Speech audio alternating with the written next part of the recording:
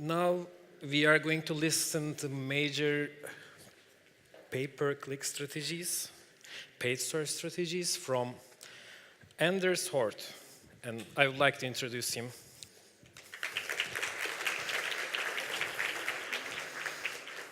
Can you hear me? Yeah. I need some slides. I'm going to be talking about major trends in paid search, and it's going to be larger than just paid search. So I think a lot of digital marketers will be able to nod and understand what I will be talking about. There we go. Right, so this is not my first time in Istanbul. I was here in 2011, and I didn't have time for much, but I did learn one word, merhaba. So who am I? I am a digital marketer with an opinion, and I'm working on the data bit. I'm actually doing some research to improve what I know, what I can see, what I can research out there. I was one of the first Google advertising professionals in 2004, but in 2011, when I was here, I was talking about SEO, because I did that before the Google advertising bit there. I call myself a native European because I'm Danish, so Danish nationality. I live in France, have lived in Paris for the past 20-odd years. And my business is based in Estonia. I'm an e-resident in Estonia. So I'm trying to cover as much ground as I can, and I love to be in places and travel around. So native entrepreneur, native European entrepreneur, consultant, speaker, writer, and the founder of Innovel. So Innovel is a company I just started. So this is about building digital marketing insights. Things that hopefully can help everybody improve what we're doing. So this is going to be larger than just paid search. So I think you're going to like this. But before we start, so I do SEO, I do paid search. I've done affiliate marketing as well, a lot of social media, content marketing. What about you guys? So I saw earlier that Gary Elias asked, and how many of you consider yourself as SEOs? I think it was about a third. Can you please raise your hands? SEO? Less than a third, maybe a quarter. How many of you have a Google certification as for paid search?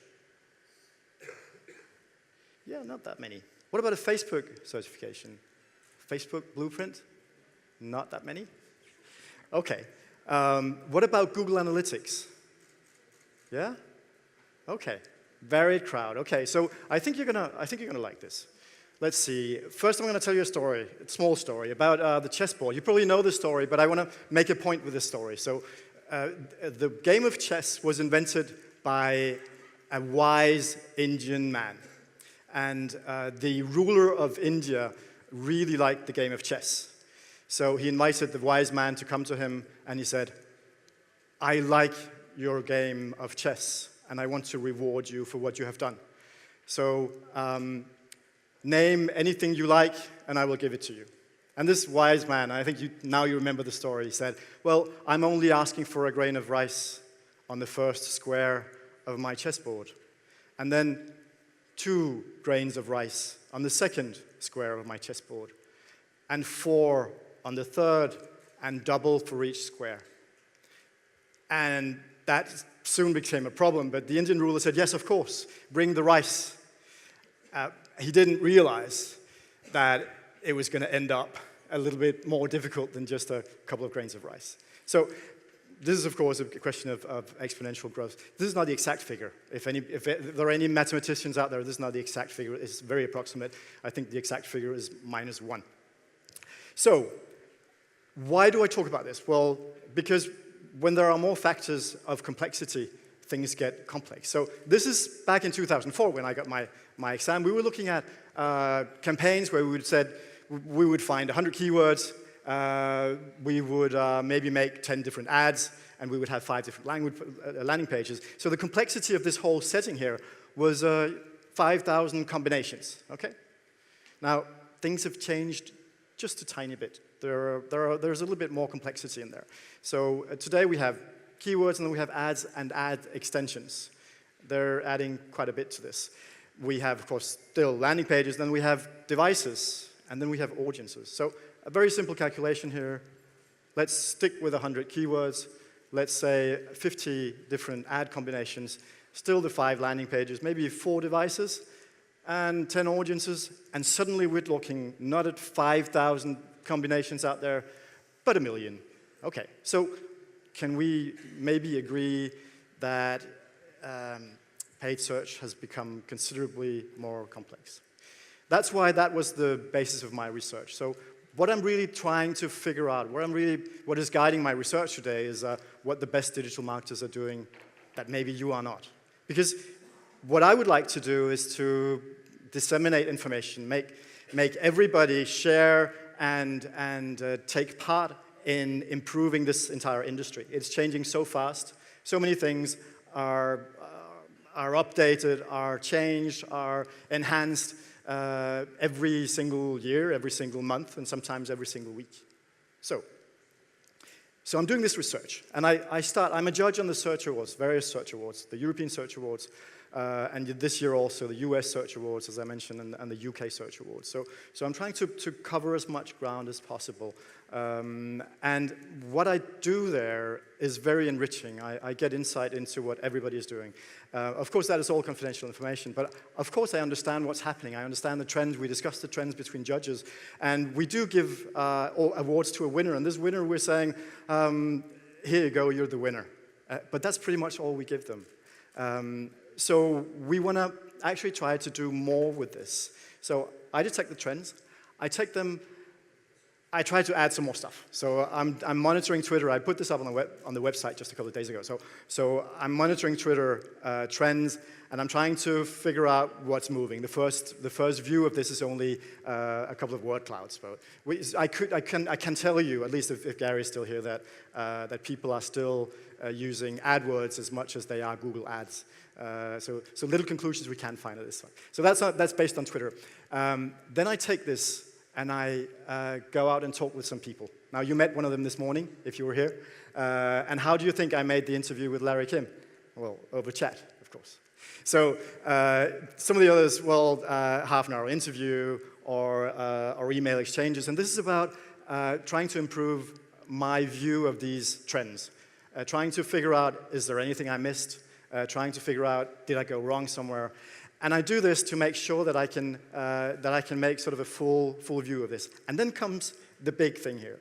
Then I send this out to all the shortlisted entries, basically, in these search awards. They're basically anonymous, and we're in the process right now of gathering all the information from this, and then there's going to be a next stage, and that's going to be the final report. We're looking at 1.5 months from now. But what I want to share with you today is some of the trends that we have up there. So basically, the report is going to be out in a month and a half, but I don't think the trends are going to change much. So anybody who's interested in this report, feel free to register. I've given a chance for you to enter an email, and you can receive a little alert. This is not an emailing list. It's not a list I'm going to use for a lot of other things. I may use it for defining similar audiences, just so you know. I think I put it in the privacy policy. Okay, let's get into it. The overall categorization that we're looking at here have different time horizons. So first of all, we're going to look at industry challenges.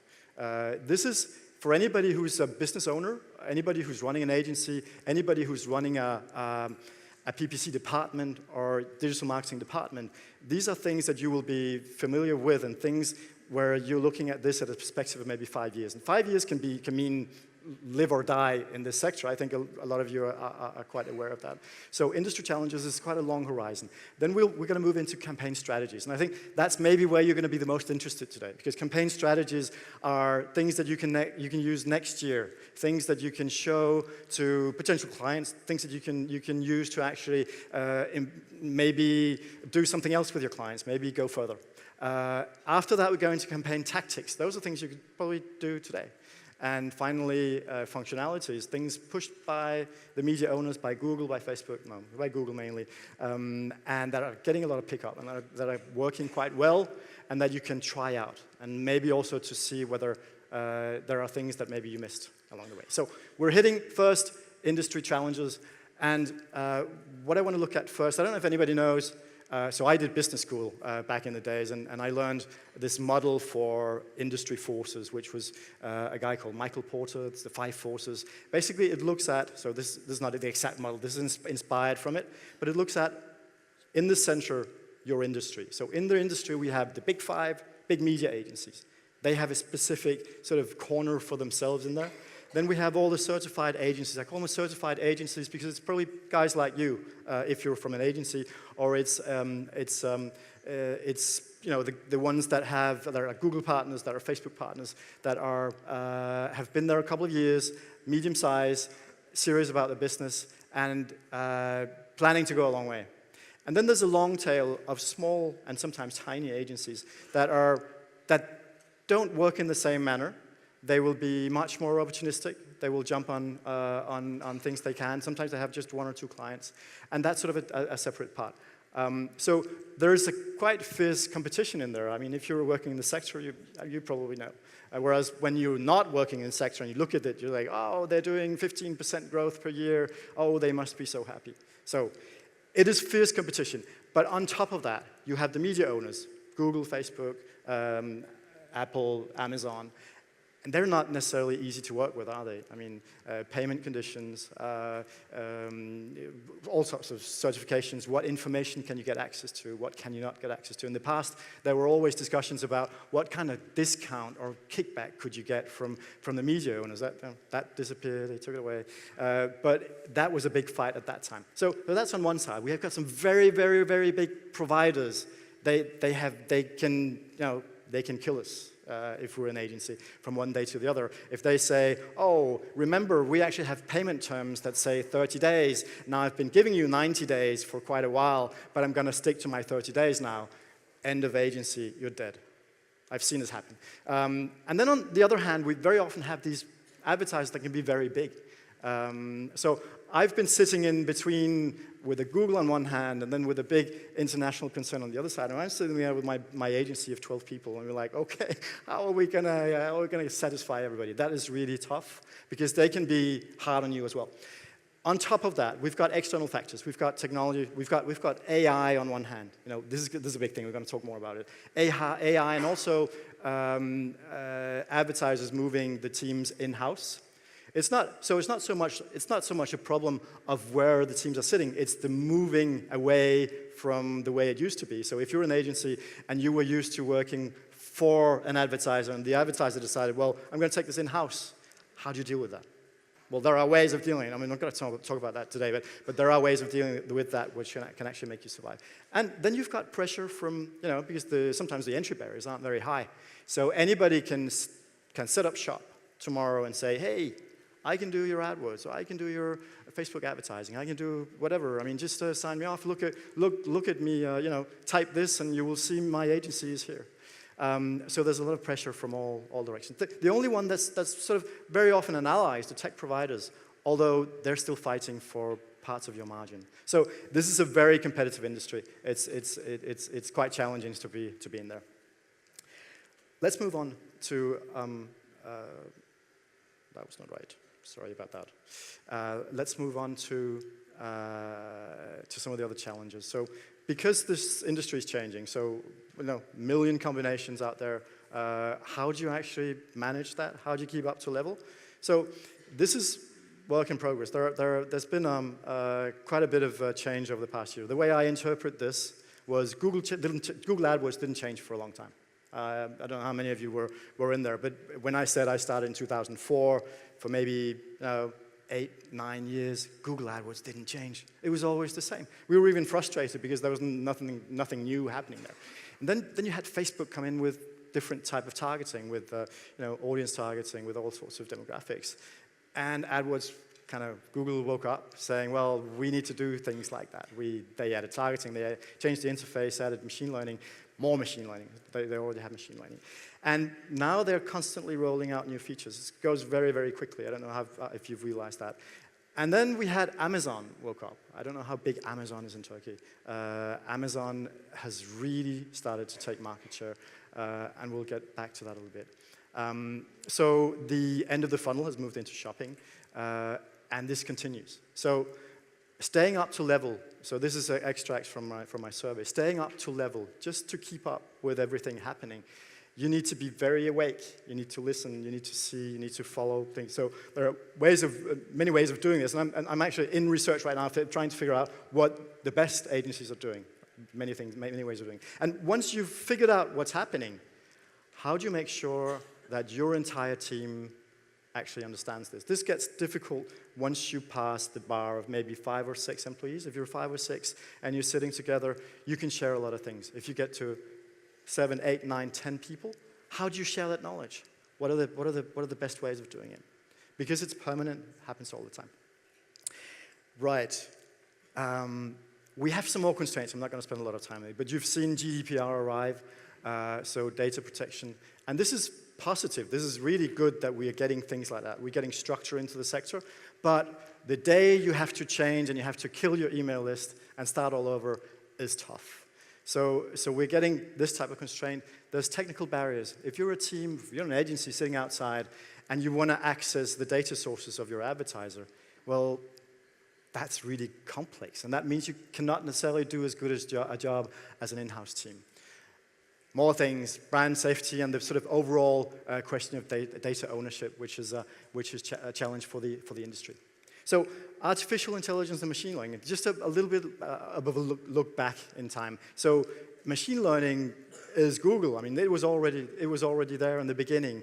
Quality score itself, which is one of the first bits of the algorithm, is based on machine learning, as far as I've understood. But quite recently, we've had a lot of smart bidding. I don't know if anybody's using smart. Can you raise your hands if you're using smart bidding in your Google Ads campaigns? There's a couple. I can hardly see you. There's 5, 6 people out there. Smart bidding is strongly machine learning driven. It's very different from external bid tools, and it's something to really keep your eye on. And then there's, of course, in-market audiences. And again, can you please raise your hand if you're using in-market audiences?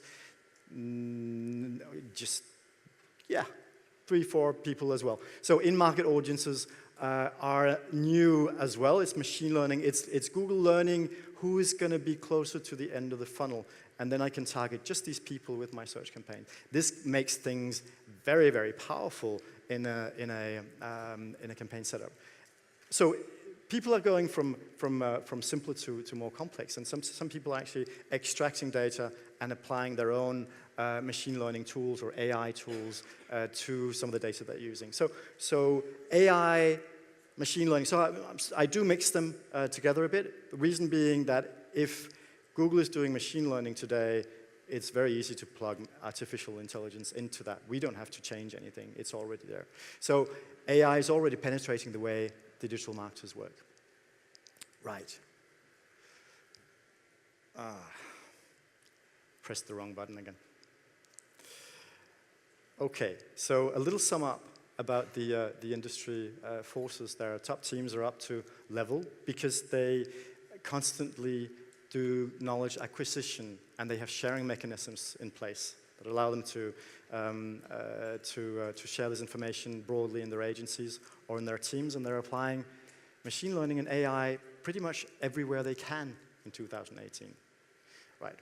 We're moving into strategies. So I think this is the most probably useful information for you, and this is broader than just paid search.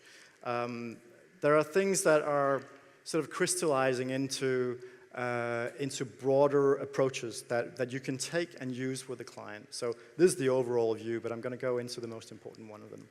First, a little look back. If we go back to 2008, now this is whenever you would start a new campaign in search, you would say, okay, let's do keyword expansion, 10 times more keywords.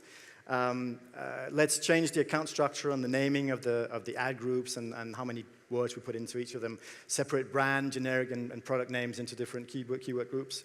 Refresh all the ads and rotate them and to see which ones work the best, and add some negative keywords. I call this strategy, because it is a strategy, I call it granularity and optimization.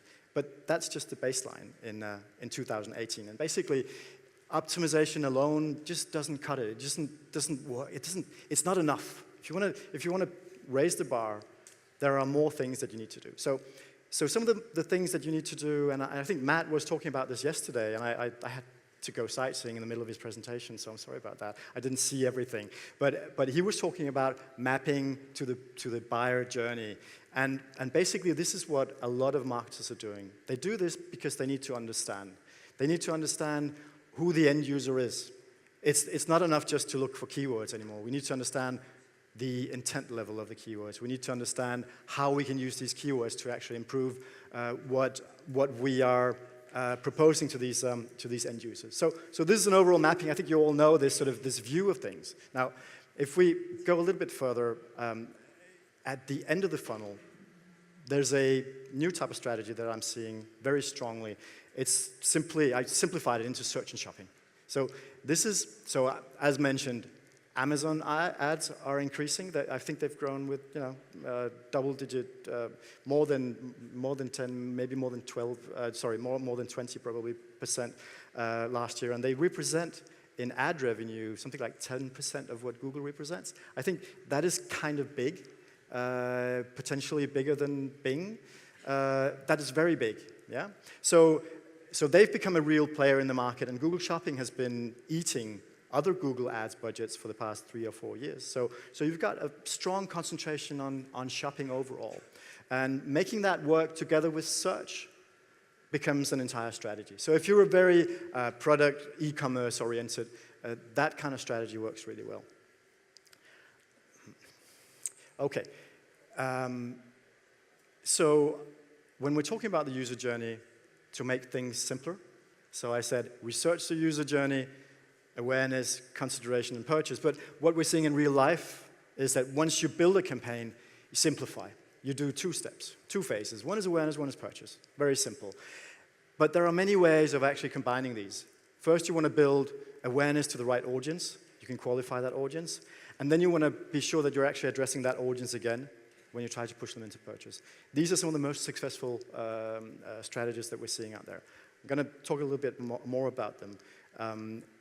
One type of these are the audience-led campaigns, where basically you already have a campaign running, and then you start thinking audience. You apply audience layers on top of the campaigns that you're already doing, and you suddenly get a much stronger qualification. So it takes more work because you need to understand what audiences you need to target. It's not necessarily that simple. You also need to test, and sometimes you need to build these audiences. So a lot of strategies that are audience-led are making, now we're talking 20, 30% improvement in ROI, sometimes more. We're talking really strong figures of improvement. Sometimes in campaigns that were, that looked like they were going to die.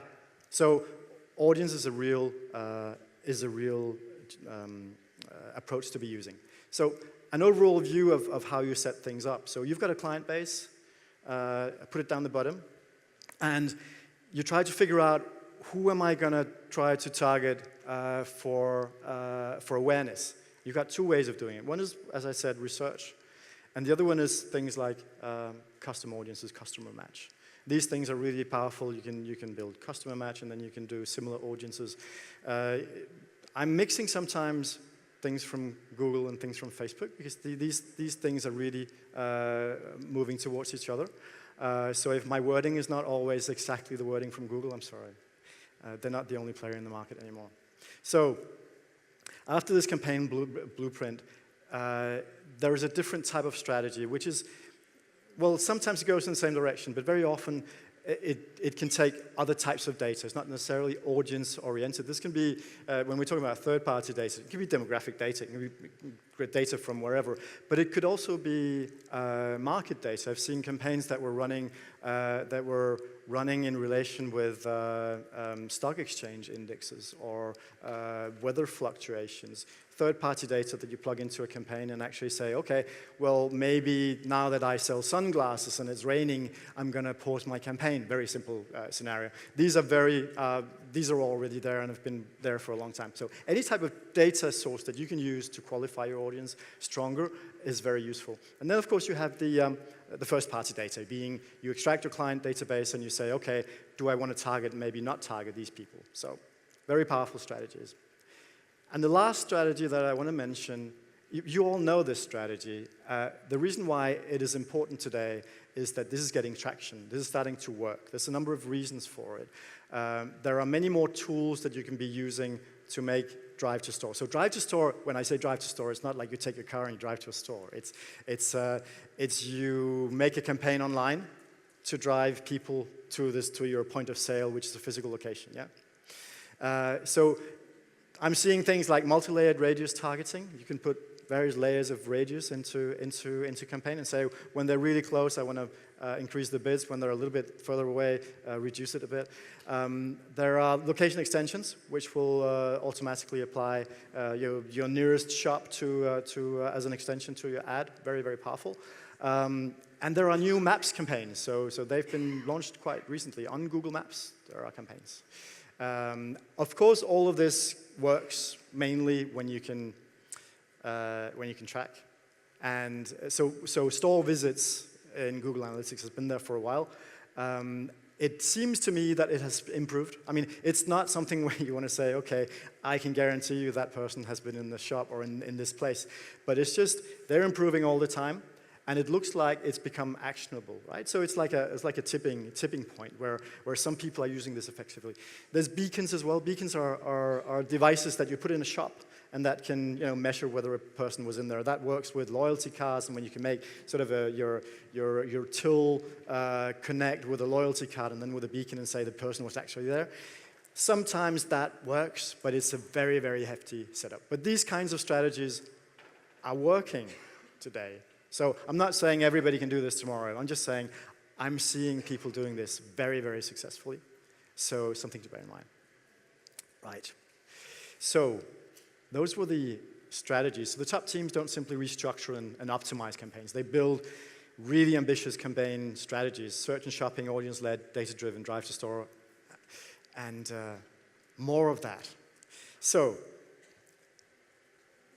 that was the sort of horizon of 2019 of things where you're going to have to look into stuff and get things in place to be able to do it.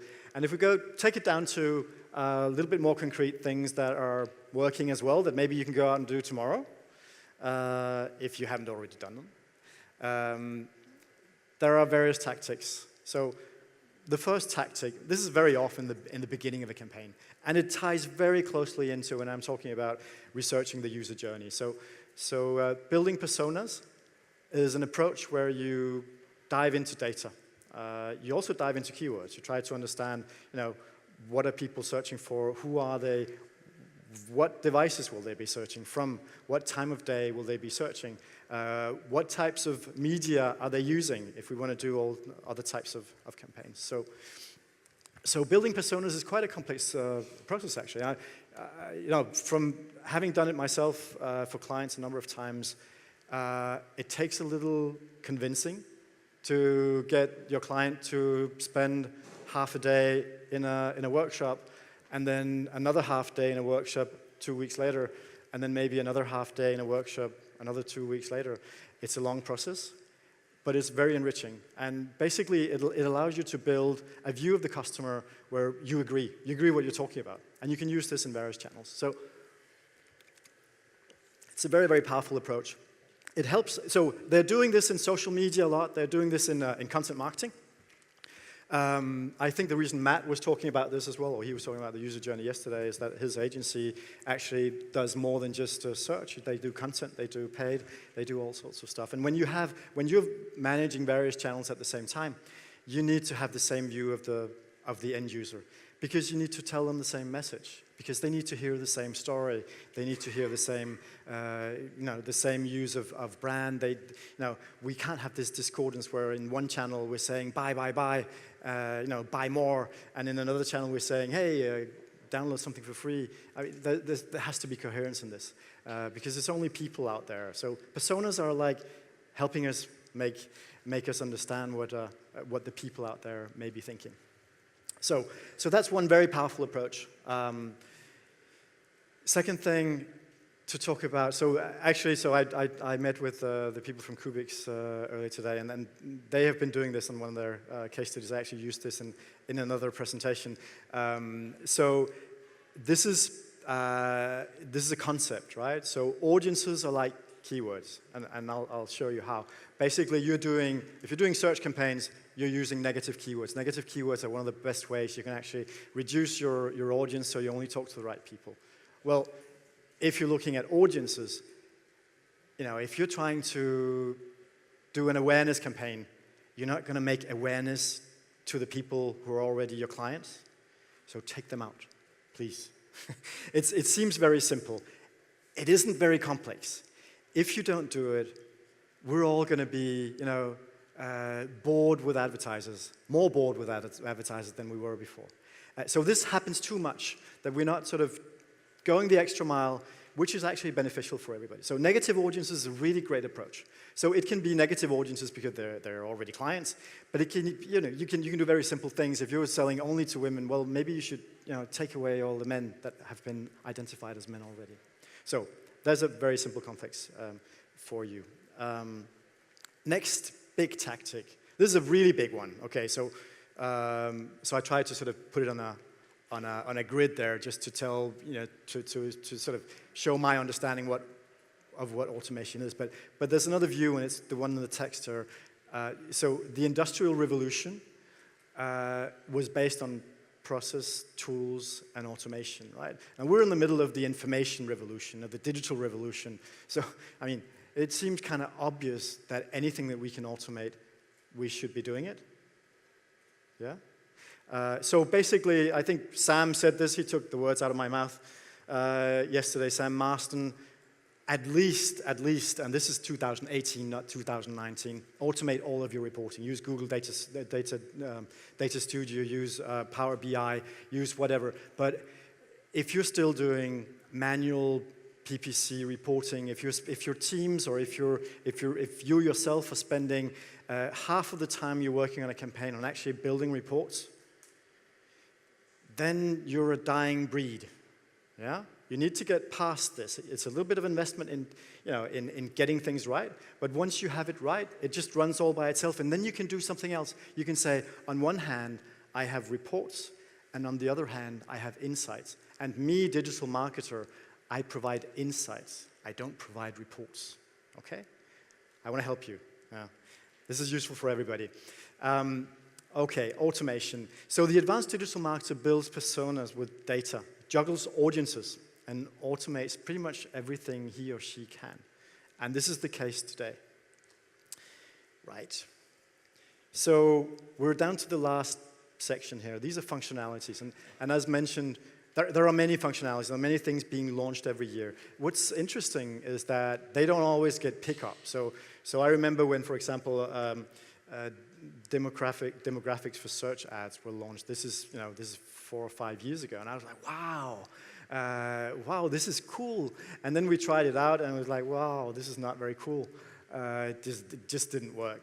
And the thing is, these functionalities, they tend to improve. They're very different from one market to another.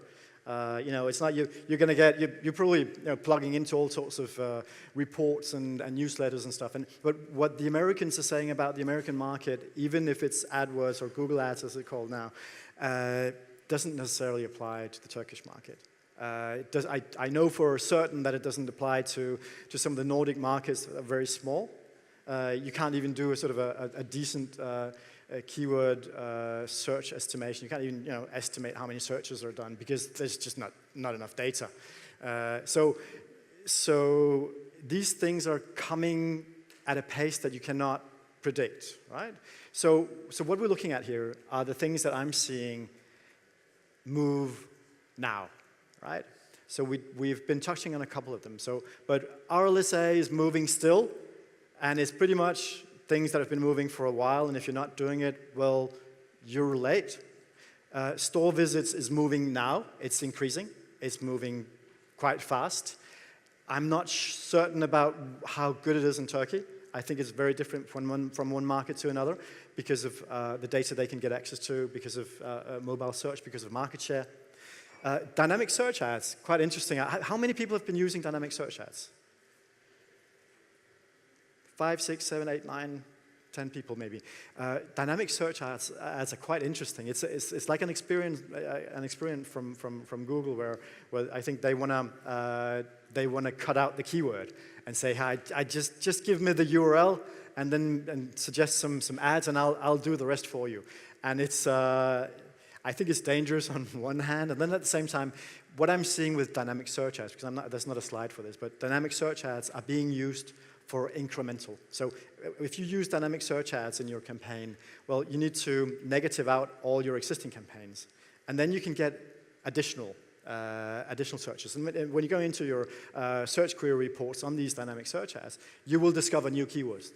So that's an interesting way of using it. So it's not so much the ads that are interesting, it's the insight that you get from it. Okay, so there's demographics search ads that are now getting pickup, and in-market audiences that are quite big. So a few words about these very quickly. So store visits, I think I already talked a little bit about it. So it's the fact that you can track how many people go into a specific point of sale, a geographic point. I don't think it's very reliable, but it's getting better. I think you should pay attention to this because I see people who are doing stuff with this. And I think, we all know that there is this thing called ROPO, research online, purchase offline. And if we can get that into our equation, we will be better digital marketers and we will make better campaigns. So that's important. Next one, I wanted to mention the detailed demographics. So there are two types of demographics. So demographics, you don't get the same demographics in each country. Most of Europe does not get as much demographic data as the US, for example, and many other countries because of GDPR. It allows you to target your search ads on demographic. So when we say male, female, so we've got actually 3 groups here. We've got male, female, and unknown. Yeah. So one of the big tricks here is to figure out what do you do with the unknown. Do you remove the people that you know are not in the target, or do you add all the people that you think are in the target? Yeah. So those are sort of choices that you can make on your own. It's creating a lot of interest. I'm seeing a lot of pickup on this, probably meaning that it's actually working to a number of people. And the last little thing here I wanted to mention was the in-market audiences, because it's very big. I think this is, again, I think it's probably market specific, but in-market audiences is something you can overlay on your campaign and say, okay, if I'm doing something close to purchase, end of funnel, if I can put in these in-market audiences that are a qualification of their intent to buy, that's going to get better results. And we're seeing quite an uplift in this. So again, creating a lot of interest and things that you should test at least, and maybe adopt. So, right. So the advanced digital marketer thinks out of the box, tests extensively, and aims to be an early adopter of newly launched functionalities. So here is the full trends map. So now you don't have to take this all down on paper. So I actually, if everything worked well, I tweeted out a link to a secret URL on SlideShare where you can, if you have the link, you can go in and download some of this, but not everything. So the following slides, you're not going to see them in the presentation. It's like a sum up of the things that we're doing. So I just wanted to draw this back to this question of what are the best digital marketers doing that maybe you are not, or maybe you are. So the first thing here, the advanced digital marketer researches the user journey in depth, builds campaigns mapped against his user journey using multiple channels, looks well beyond paid search, and is probably already using Google, Amazon ads. Second point here. Did you get the photo? Yeah? Okay. The advanced digital marketer uses data to inform strategy, builds personas, deploys audience-led, data-driven or drive-to-store, and maybe search and shopping campaigns using automation and increasingly using automation and increasingly also machine learning.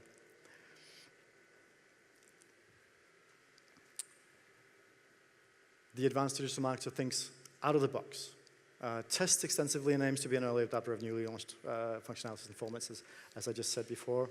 And finally, the digital marketer has become used to constant change, which is a parameter we all have to live with all the time. So that's it. You have my Twitter account, and please follow me on Twitter. There is a place where you can register to get an alert when the report comes out. This is a paid-for report, so I'll give you the alert. I won't give the report. I'm sorry, I would like to, but have to live from it. And the last thing I wanted to say was that I actually learned a second word in Turkish this time, and it's really difficult. Teşekkür ederim. We do have some questions for you, Yeah. actually.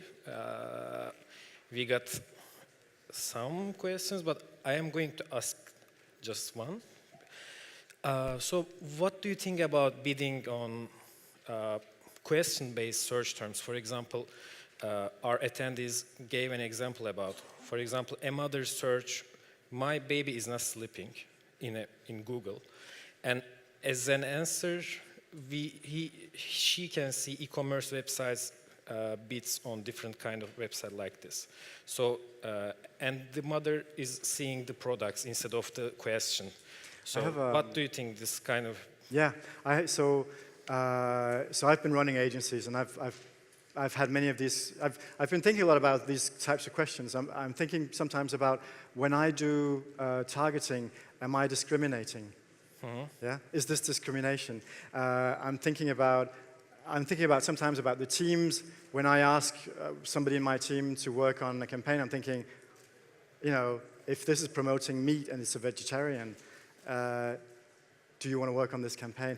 So I think this is a very personal question. I think what we need to learn, what we all need to learn, is probably to take a step back sometimes from, you know, this is a campaign and it says in the book that I'm going to manage this campaign, or I need to answer to this, to make a proposal for this client. But if we don't believe in it, well, I don't think we should do it. Yeah? Yeah. And so I think, you know, we all need to take a bit of responsibility. And if we're doing bad marketing, in the end, we're shooting ourselves in the foot. And most probably I guess, I don't know very well, but most probably the CTRs and the most probably conversion rate would be less than the other keywords, I guess. Yeah, well, it depends. I mean, maybe there's the one agency that wants to do this and they get all the clicks and they're happy. But, you know, I think if it's against what you believe in and what you think, well, don't do it. Yeah, it's somebody else wants to do it, well, let them do it. Yeah. Okay. Yeah? Thank you so much Okay, again you're welcome. being here. Thank Thanks. you.